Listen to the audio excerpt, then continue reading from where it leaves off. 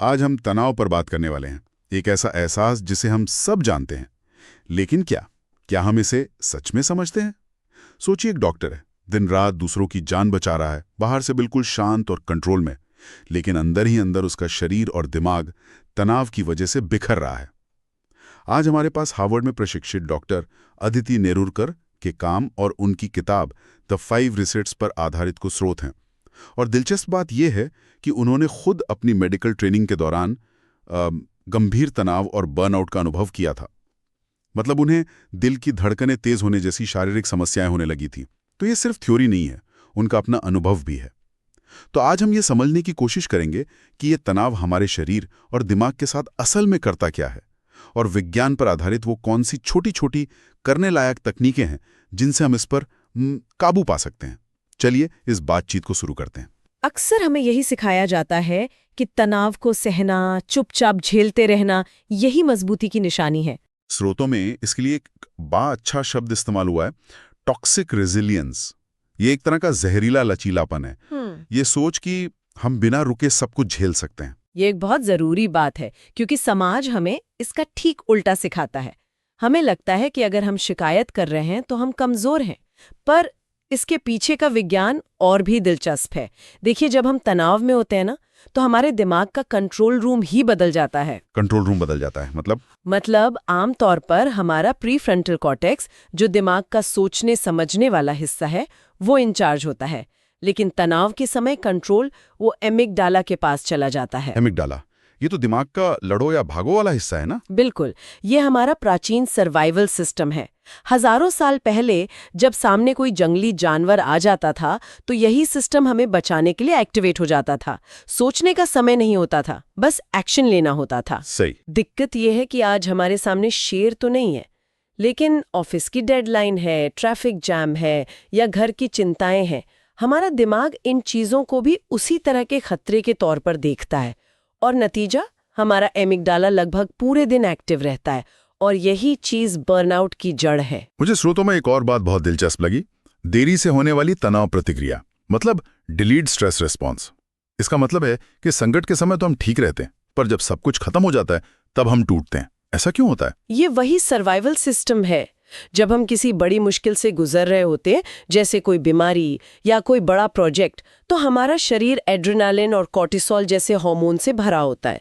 ये हार्मोन्स हमें बस चलते रहने में मदद करते हैं। अच्छा। हम एक तरह से ऑटो पायलट मोड पर होते हैं। और जब वो संकट टल जाता है तो शरीर को एहसास होता है कि ओह, अब सुरक्षित हैं। हाँ, और तभी वो उन सभी भावनाओं और शारीरिक तनाव को प्रोसेस करना शुरू करता है जिसे उसने इतने समय से दबा रखा था। अच्छा, तो ये वैसा ही है जैसा श्रोतों में उस कैंसर सर्वाइवर रैकेल के साथ हुआ।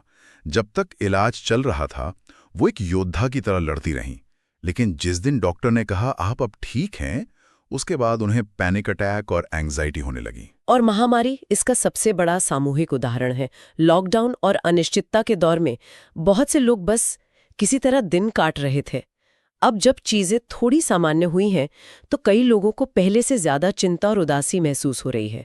और ये कोई असामान्यता नहीं है, ये शरीर का एक स्वाभाविक तरीका है उस दबे हुए तनाव को बाहर निकालने का। तो जिस डॉक्टर की हमने शुरू में बात की थी, हो सकता है कि वो इमरजेंसी रूम में मरीजों को बचाते हुए बिल्कुल ठीक महसूस कर रहे हों, लेकिन असली असर उन्हें तब महसूस होगा जब वो घर आकर शांत बैठेंगे। ठीक है, तो ये तो समझ आ गया कि तनाव काम कैसे करता है, पर अगर हम इसे बदलना चाहते हैं तो शुरुआत कहाँ से करें? अक्सर हम सोचते हैं कि कल से सब कुछ बदल देंगे, डाइट, एक्सरसाइज, मेडिटेशन, सब एक साथ, और फिर 2 दिन बाद ही हिम्मत हार जाते हैं। हाँ, और यही हम सबसे बड़ी गलती करते हैं। स्रोतों में इसके लिए एक बहुत ही शक्तिशाली नियम बताया गया है, रेजिलियंस रूल ऑफ 2, यानी लचीलेपन का 2 का नियम। ये नियम बहुत सरल है। एक बार में केवल 2 नई आदतें या बदलाव अपनी जिंदगी में शामिल करें, बस 2। सिर्फ 2? ये सुनने में तो बहुत कम लगता है। क्या इससे सच में कोई फर्क पड़ता है? बिल्कुल पड़ता है। इसके पीछे एक दिलचस्प रिसर्च है। रिसर्च दिखाती है कि सिर्फ नकारात्मक ही नहीं, बल्कि शादी या प्रमोशन जैसे सकारात्मक बदलाव भी हमारे दिमाग के लिए तनावपूर्ण होते हैं। अच्छा, सकारात्मक बदलाव भी? हाँ, क्योंकि दिमाग को किसी भी नए पैटर्न के लिए खुद को ढालना पड़ता है, जिसमें ऊर्जा लगती है। जब हम एक साथ 5-6 चीजें बदलने की कोशिश करते हैं तो हम अपने दिमाग की बैंडविड्थ को ओवरलोड कर देते हैं और सिस्टम क्रैश हो जाता है। इसलिए धीरे धीरे चलना ज्यादा कारगर है। जैसे एडम नाम के उस मरीज ने किया। उसने पहले सिर्फ अपनी नींद सुधारने और रोज 15 मिनट टहलने पर ध्यान दिया। बिल्कुल। और जब ये 2 आदतें पक्की हो गईं, तब जाकर उन्होंने अगले 2 बदलावों के बारे में सोचा। तो हमारे उस व्यस्त डॉक्टर के लिए इसका मतलब ये होगा कि वो एक साथ जिम, योगा, डाइट और जल्दी उठना शुरू करने के बजाय बस ये तय करें कि वो रात को 7 घंटे सोएंगे और लंच ब्रेक में 10 मिनट की वॉक करेंगे, बस। एग्जैक्टली। जब ये 2 चीजें उनकी आदत बन जाए तब वो कुछ और जोड़ सकते हैं। ये कछुए और खरगोश की दौड़ जैसा है। धीमी और स्थिर शुरुआत ही आपको मंजिल तक पहुंचाती है। ठीक है, तो हमने 2 का नियम समझ लिया। अब उन आदतों पर आते हैं जिन्हें हम बदल सकते हैं। स्रोतों में इन्हें 5 रीसेट कहा गया है। हम इन्हें 3 बड़े हिस्सों में बांटकर देखते हैं। शुरुआत दिमाग से करते हैं, क्योंकि सारी कहानी तो वहीं से शुरू होती है। हाँ, और दिमाग के अंदर सबसे बड़ी चुनौती है हमारा इनर क्रिटिक। वो अंदर की आवाज जो हमें लगातार बताती रहती है कि हम काफी नहीं हैं या हमसे कोई गलती हो गई है। तनाव में ये आवाज और भी तेज हो जाती है। अरे, मेरे अंदर की आवाज तो कभी-कभी बहुत ही कठोर हो जाती है। तो इसे शांत करने का क्या तरीका है? इसके लिए 2 बहुत ही असरदार उपाय बताए गए हैं। पहला है आभार व्यक्त करना, यानी ग्रैटिट्यूड। सुनने में ये बहुत साधारण लगता है, लेकिन इसके पीछे न्यूरोसाइंस है। रोज रात को सोने से पहले सिर्फ 5 ऐसी चीजें लिखने से जिनके लिए आप आभारी हैं। चाहे वो कितने भी छोटी क्यों ना हो, जैसे आज की चाय अच्छी थी। हाँ, बिल्कुल। ऐसा करने से आप अपने दिमाग को नकारात्मकता के पैटर्न से हटाकर सकारात्मकता की ओर मोड़ रहे होते हैं। आप सचमुच अपने दिमाग के न्यूरल पाथवे को रीवायर कर रहे होते हैं। और दूसरा उपाय है एक्सप्रेसिव राइटिंग, मतलब किसी तकलीफ देने वाले अनुभव के बारे में लिखना। लेकिन सिर्फ लिखने से ऐसा क्या होता है? ये एक तरह की दिमागी सफाई है। आपको लगातार 4 दिनों तक रोज 15-20 मिनट के लिए उस अनुभव के बारे में लिखना है, जो भी मन में आए, बिना किसी फिल्टर के। यहाँ व्याकरण या सुंदर लिखने का कोई दबाव नहीं है। ऐसा करने से आप उन दबी हुई भावनाओं को एक कहानी का रूप देते हैं। अच्छा। और जब कोई चीज कहानी बन जाती है तो वो हमारे दिमाग के लिए एक बेतरतीब भावना नहीं रह जाती। वो एक प्रोसेस की हुई याद बन जाती है, जिससे उसका भावनात्मक असर कम हो जाता है। और ये सिर्फ नकारात्मकता हटाने के बारे में नहीं है, बल्कि खुशी को देखने का नजरिया बदलने के बारे में भी है। स्रोतों में 2 तरह की खुशी का जिक्र है। हाँ, एक है हेडोनिक हैप्पीनेस, यानी पल भर का सुख, जैसे शॉपिंग करना, पसंदीदा मिठाई खाना या कोई फिल्म देखना। इसमें कुछ गलत नहीं है, लेकिन ये खुशी पेट्रोल की आग की तरह होती है। पेट्रोल की आग? हाँ, मतलब तेजी से जलती है और बुझ जाती है, और इसे बनाए रखने के लिए हमें लगातार कुछ न कुछ करते रहना पड़ता है, जो थका देने वाला हो सकता है। मतलब असल में खुशी की तलाश में हम जो छोटी छोटी चीजें करते हैं, वो हमें लंबे समय में और थका सकती हैं। बिल्कुल। इसके विपरीत है यूडाइमोनिक हैप्पीनेस, यानी उद्देश्यपूर्ण खुशी। ये तब मिलती है जब हम कोई ऐसा काम करते हैं जो हमें सार्थक लगता है, जिसमें हमारी किसी ताकत का इस्तेमाल होता है या जो हमारे मूल्यों से जुड़ा हो। भले ही वो काम उस पल में मजेदार न लगे, जैसे किसी दोस्त की मदद करना या किसी मुश्किल प्रोजेक्ट पर काम करना। ये खुशी ज्यादा गहरी और टिकाऊ होती है। तो ये सुख के पीछे भागने के बजाय सार्थकता की तलाश करना है। सही। तो ये तो हुई दिमाग के अंदर की आवाज को शांत करने की बात। लेकिन हमारा बाहरी माहौल भी तो है, जो लगातार हमारे दिमाग पर असर डाल रहा है, खासकर वो एक चीज जो हमेशा हमारे हाथ में होती है, स्मार्टफोन। हाँ, ये आज के दौर का सबसे बड़ा तनाव है। स्रोतों में बताया गया है कि ये हमारी मानसिक बैंडविड्थ को खा जाता है, यानी हमारी ध्यान केंद्रित करने और गहराई से सोचने की क्षमता। दिलचस्प बात यह है कि फोन को इस्तेमाल करना तो दूर, अगर वो सिर्फ आपके पास टेबल पे रखा है, तब भी आपका दिमाग अपनी ऊर्जा का एक हिस्सा उसे नजरअंदाज करने में लगा देता है। और इससे पॉपकॉर्न ब्रेन जैसी स्थिति पैदा होती है। ये टर्म मुझे बहुत सही लगा। मतलब दिमाग इतनी तेजी से एक जानकारी से दूसरी पर उछलता रहता है कि शांत बैठना या एक किताब पर ध्यान लगाना लगभग नामुमकिन हो जाता है। मैं जानता हूं ये एहसास। हाँ, और इसका समाधान फोन को फेंक देना नहीं है, बल्कि एक मीडिया डाइट अपनाना है। जैसे हम अपने खाने पीने का ध्यान रखते हैं, वैसे ही हमें अपने मीडिया के उपभोग का भी ध्यान रखना होगा। तो कैसी सीमाएं? 3 तरह की। समय की सीमा, जैसे दिन में बस 2 बार 20 मिनट के लिए सोशल मीडिया।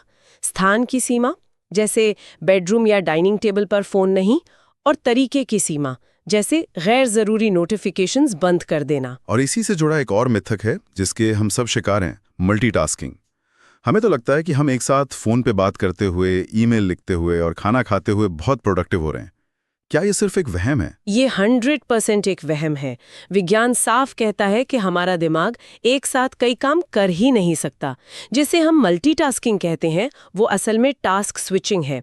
हमारा दिमाग बहुत तेजी से एक काम से दूसरे पर स्विच कर रहा होता है। और हर स्विच के साथ हमारी ऊर्जा और फोकस कम होता है। बिल्कुल, और गलतियां करने की संभावना बढ़ती है। और सबसे जरूरी बात, ये हमारे शरीर में तनाव हार्मोन कोर्टिसोल का स्तर बढ़ाता है। तो इसका उपाय क्या है? बहुत कारगर है। 25 मिनट के लिए सिर्फ एक काम पर ध्यान दें, सारे डिस्ट्रैक्शंस बंद कर दें, फिर 5 मिनट का ब्रेक लें। ये आपके दिमाग को ज्यादा प्रभावी ढंग से काम करने के लिए ट्रेन करता है। और ये सारी आदतें, फोन का इस्तेमाल, मल्टीटास्किंग, सीधे हमारी नींद पर असर डालती हैं। तनाव और नींद का तो एक दुष्चक्र है ना? तनाव से नींद नहीं आती और नींद पूरी ना हो तो अगले दिन तनाव और बढ़ जाता है। बिल्कुल, और स्क्रीन से निकलने वाली नीली रोशनी इस चक्र को और बिगाड़ती है। ये हमारे शरीर के स्लीप हार्मोन मेलेटोनिन के उत्पादन को दबा देती है, जिससे दिमाग को लगता है कि अभी भी दिन है। इसलिए सोने से कम 1 घंटा पहले सभी स्क्रीन बंद कर देना और एक आरामदायक रूटीन बनाना, जैसे कोई किताब पढ़ना या हल्का संगीत सुनना, इस चक्र को तोड़ने के लिए बहुत जरूरी है। हमने दिमाग, आदतें और नींद की बात की। अब आते हैं शरीर पर, क्योंकि तनाव सिर्फ दिमाग में नहीं होता। हमारा शरीर उसे सबसे पहले और सबसे ज्यादा महसूस करता है। सही कहा। यहीं पर मन और शरीर का संबंध, यानी माइंड बॉडी कनेक्शन, सामने आता है। हमारा शरीर लगातार दिमाग को संकेत भेज रहा है और दिमाग शरीर को। हम इस बातचीत को अपने फायदे के लिए इस्तेमाल कर सकते हैं। और इसकी शुरुआत सांस लेने की एक बेहद सरल तकनीक से हो सकती है। Stop, breathe, be. ये क्या है? ये एक तरह का माइक्रो मेडिटेशन है।